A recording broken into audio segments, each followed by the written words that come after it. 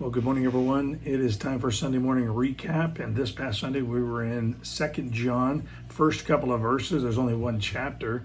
But if you're just getting this piece, I want to urge you to go to either Facebook or YouTube.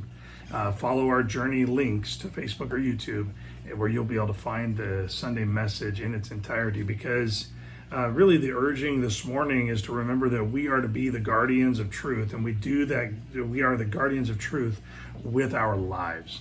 And so this is a big deal, and I think that a lot of believers today think that there's nothing more than putting your trust and faith in Jesus, and then you just go live your life. Well, the truth is that God has saved us for a purpose. He saved us. That's the eternally most significant thing you can do. But when it really happens, we actually turn our attention to Him instead of back onto ourselves where it already was. And so something we might easily forget is a big part of that responsibility as a believer is to guard the truth with our lives. We really are supposed to be a guardian of truth. Most believers really aren't that interested in being a guardian of truth. But if we truly understood what that means, I think we would want to be a guardian of truth. In fact, what's interesting is before I read to you the verses for this morning, let me just read the next verse after it, verse number 4, where John tells the church people, I rejoice greatly that I found of thy children walking in truth, as we have received a commandment from the Father. So walking in truth is a commandment.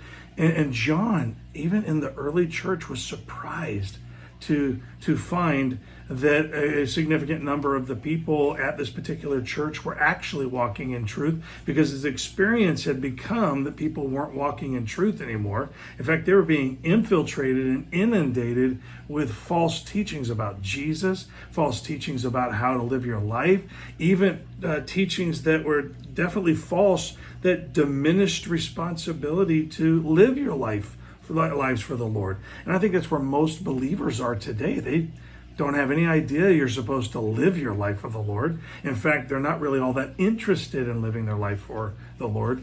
But the truth is that we are given the mandate. Think about this. Just the fact that some of the people were still walking in the truth is actually a great encouragement.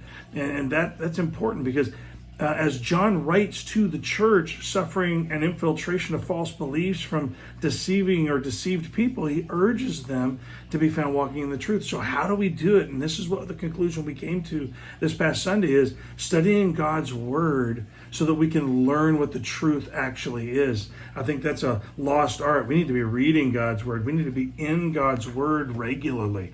And I think that when I talk to most believers that are really struggling today, I'll ask them, so how's your time in God's word? And they'll say, it's all right.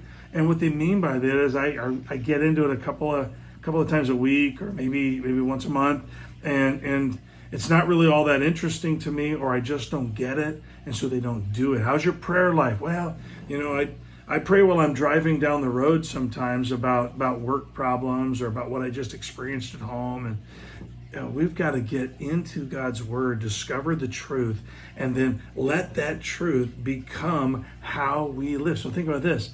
We have a great deal of effectiveness when we start living the truth. Most people don't realize this, that learning the truth is a big deal, but applying the truth to our lives and living it is a bigger deal. And then when we share the truth, we have greater chance of victory, more likelihood of people actually embracing what we're offering. Most people will tell people they need Jesus. They'll tell them they need to go to church. But when they look at the lives of those people, they see them living just ordinary lives. I don't mean sinful, out of control lives. I just mean ordinary lives. And Jesus saved us to be anything but ordinary. He wants to infuse His truth into us. He wants us to have the best life possible that would cause joy and rejoicing. Listen, don't allow yourselves to rely on your talent to get people to think you're special. There's people out there that are living high on their talent. I did this and I accomplished this and I can teach that, and people that come to me and they beg me for my time. And listen, if you're out chasing worldly dreams and you're living on your talent alone, you have no idea what's happening to the truth around you, to the people around you.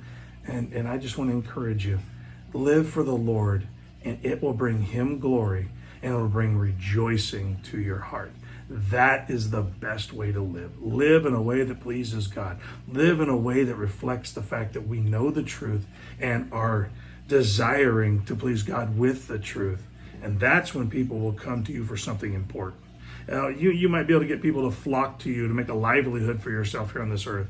But what about getting people to recognize that you have the truth, God's truth, and it works for you and it can work for them? Hope that helps. It helps you get a great week started. Have a great day.